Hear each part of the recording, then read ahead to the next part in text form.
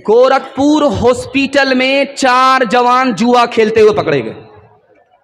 4 जवान जुआ खेल रहे थे, गोरखपुर हॉस्पिटल में पकड़े गए। पुलिस वाले ने पूछा कि भाई ये जुआ का पैसा कहां से लाया था? कहा हुजूर अपना खून बेच करके जो पैसा कमाया था वो जुए में बर्बाद कर दी।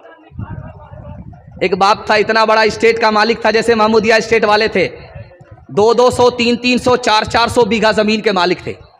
एक आदमी इतना बड़ा स्टेट का मालिक था कि उसकी जमीन में 3 रेलवे स्टेशन पास करते थे। 3 रेलवे स्टेशन एक आदमी की जमीन में। उसका बेटा जब जुआ खेलने लगा, जमीन हारता गया, हारता गया, हारता गया। जिसके बाप की जमीन में 3 रेलवे स्टेशन थे, उसका बेटा जुआ खेलने के नतीजे में वहीं भीख मांगता हुआ खड़ा, भीख मांग रहा था। एक जवान के पास पैसा आया, उसको खुजली हो गई, जुआ खेलने की खुजली हो गई। 75 लाख रुपए का मालिक था, 19 घंटा जुआ खेलता रहा। लाख के चक्कर में करोड़ कमाना चाहता था, लेकिन पतलून के चक्कर में लगौटी चली गई। 19 घंटे में 75 लाख रुपए हार गया। उसको ऐसा सोग हुआ कि पैर भी नहीं उठ रहा था। उसने सोचा कि इस मुंह से घर वाले को क्या दिखाएंगे, तो मुंह काला हो गया, सिया मुंह को घर वाले को क्या दिखाएं। उसने रिवाल्वर निकाला, सर पर गोली ठोक ली। धोबी का गधा न घर का रहा न घाट का रहा। हमारा जवान सिर्फ जुआ से बच जाए, मैं गारंटी लेता हूं 1 साल में अल्लाह 10 साल के बराबर तरक्की देगा। दूसरा नमूना आपकी खिदमत में आ रहा है, इसको बहुत ध्यान से सुनिएगा। आप किसान आदमी हैं, अभी आपने धान काटा है, अब इसके बाद हम मकई लगाने वाले हैं।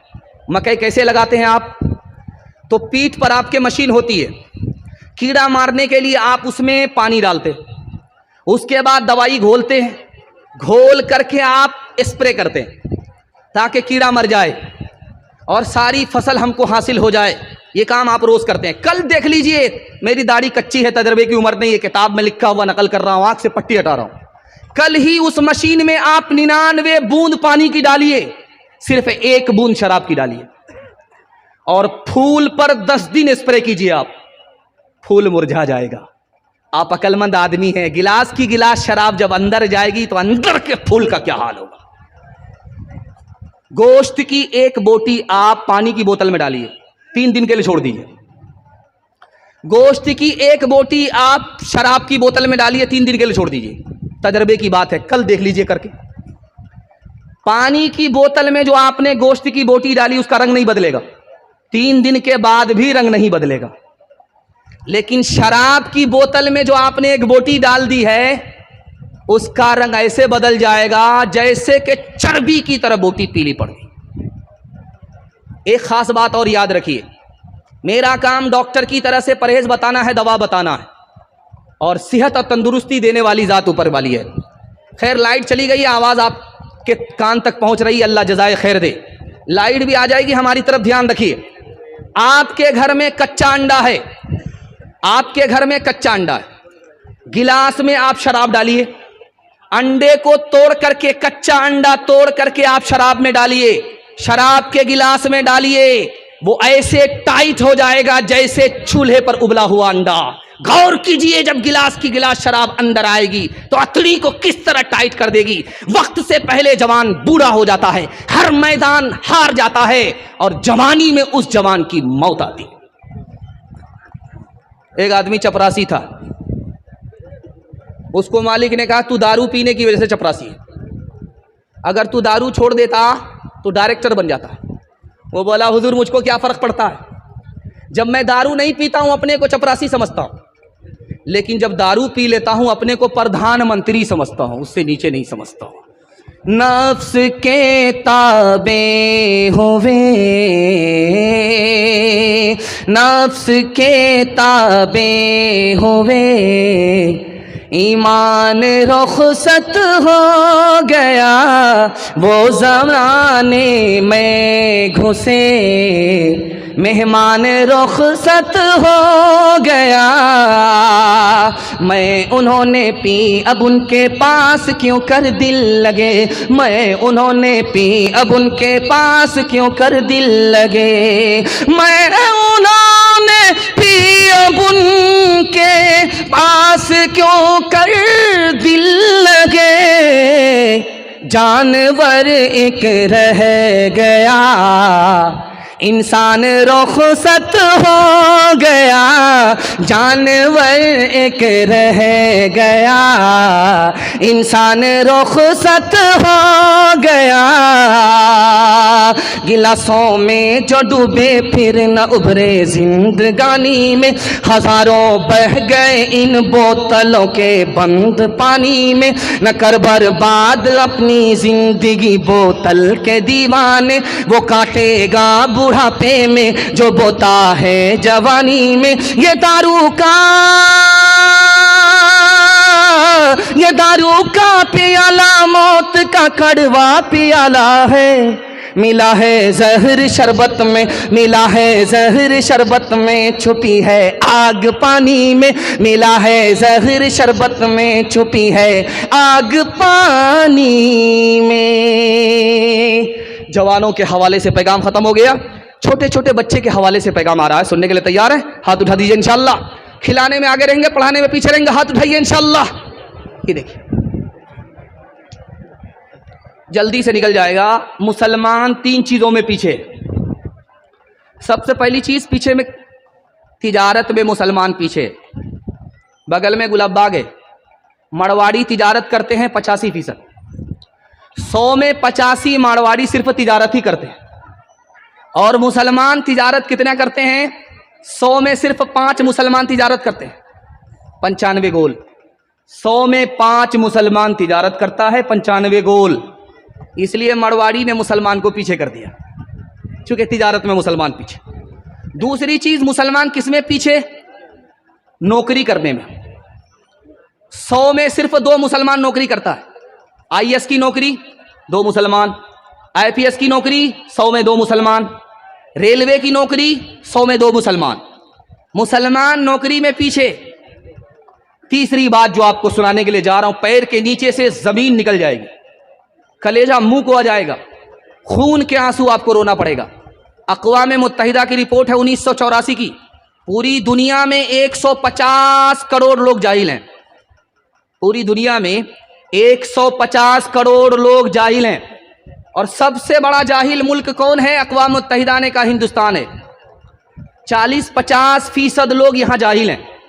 और हिंदू मुसलमान में सबसे ज्यादा जाहिल कौन है? बदकिस्मती की बात है, आपको खून का आंसू रोना पड़ेगा।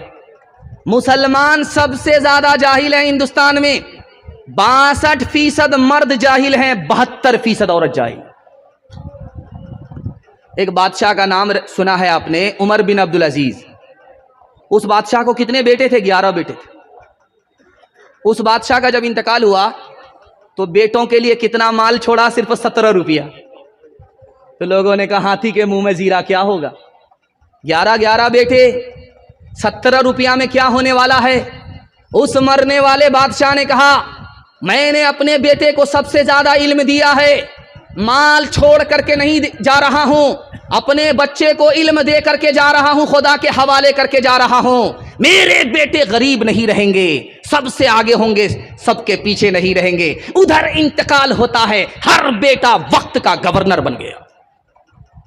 एक दूसरा नमूना आपकी खिदमत में दे रहा हूं। एक बादशाह गुजरा, उसका नाम था अब्दुल मलिक इब्न मरवान। इस बादशाह को 11 बेटे। तमाम बेटे को बुला करके कहा इतनी दौलत छोड़ करके जा रहा हूं, इतनी दौलत छोड़ करके जा रहा हूं, 17 नस्ल बैठ करके खाओगे, खत्म नहीं होगी। लेकिन मिस्र की जामे मस्जिद में एक जवान भीख का कटोरा लेकर के खड़ा है। लोगों से कहता है कि लोगों मुझे भीख देते हुए जाओ, तुम्हें पता नहीं ये जो मस्जिद है जिसमें तुम नमाज पढ़ करके जा रहे हो, मेरे दादा अब्दुल मलिक ने बनाया था। आज मेरा हाल अच्छा नहीं है, भीख दे करके जाओ। जिस बादशाह ने अपने बच्चों को माल पर बिठाया, इल्म नहीं दिया, उसका बेटा कंगाल हो गया। इसलिए एक तजर्बे की बात बता रहा हूं। आप अपने बच्चे को कितना अच्छा खाना खिला दीजिए, कोई एहसान याद नहीं रखेगा। अपने बच्चे को कितना अच्छा कपड़ा पहना दीजिए, आपका बच्चा एहसान भूल जाएगा, याद नहीं रखेगा। कितना ही बड़ा मकान बना करके अपने बच्चे को दे दीजिए, वो एहसान भूल जाएगा, याद नहीं रखेगा। एक काम कर दीजिए, तजर्बा कहता है कि जिंदगी भर आपके एहसान को याद रखेगा। आप जाहिल हैं, कोई फर्क नहीं पड़ता। अपनी औकात को दांव पे लगा करके, पेट पर पत्थर बांध करके, सर पे कफन बांध करके अपने बच्चे को पढ़ा लिखा दीजिए, जिंदगी भर आपके एहसान को याद रखें। एक आखिरी मिसाल है, पैगाम खत्म कर रहा हूं। जिसका बेटा ज्यादा काला होता उसकी मां ज्यादा साबुन लगाती, किसी तरह ये कालिया गोरा हो जाए, लेकिन वो साबुन तो काला हो जाता, वो कालिया गोरा नहीं होता। लेकिन उस मां की मोहब्बत को कुर्बान जाइए कि वो काले को भी 14वीं का चांद समझती। अपने काले बेटे को मां बुलाती है कि बेटा तुम्हारी सूरत अच्छी नहीं है, होंठ मोटे हैं, दांत बाहर है, कोई तुमको अपनी जगह नहीं देगा, मजलिस में नहीं बैठाएगा। बेटा इतने बदसूरत हो, तुमको कोई भी अपनी मजलिस में नहीं बैठाएगा, एक काम कर लो, लोग तरत्ती पर बिठाए। अब उस बदसूरत बेटे ने कहा अम्मा जल्दी से बता दो। कहा बेटा रात दिन एक करके सारे बच्चों को पीछे छोड़ दो, सबसे आगे निकल जाओ, इल्म हासिल करो, दुनिया तुमको तरत्ती पर बिठाएगी। यही बच्चा रात दिन एक करके इल्म हासिल करता है, यही काला बदसूरत बच्चा वक्त का मक्के का काजी बन गया। खुदा है मेहरबां बोलो, बोलो है मेहरबां बोलो, ए अहले वतन जान वतन बन के दिखा दो, इस खाक के जर्रे को भी इंसान बना दो। इंसान वो है इल्म की हो जिसमें तजल्ली, हैवां को कभी इल्म मिला हो तो बता दो, कांटों को जिहालत के अलग काट के फेंको, तुम इल्म से फूलों से नया बाग खिला दो। है मुल्क में तफरीक जिहालत के सबब से, तुम इल्म की कुव्वत से ये झगड़ा ही मिटा दो। बे इल्म का जीना भी है एक किस्म का मरना, जैसे तने बेरू जला दो के दबा दो। खुदा है मेहरबां बोलो, बोलो है मेहरबां बोलो।